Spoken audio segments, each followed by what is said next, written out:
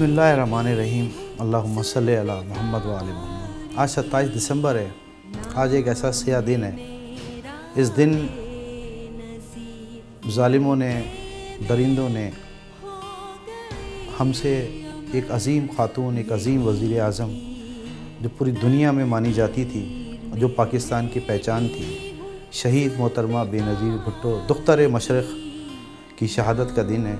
میں اس موقع پہ جناب آصف زرداری صاحب، بلاول بھٹو صاحب اور ان کی بیٹیاں آصفہ اور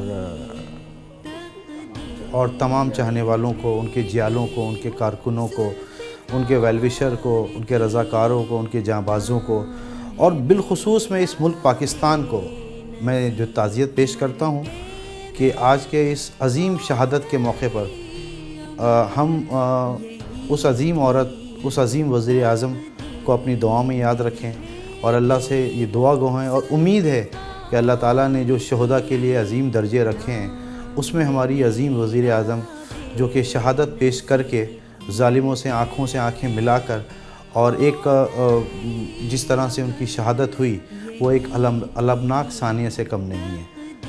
بہت شکریہ۔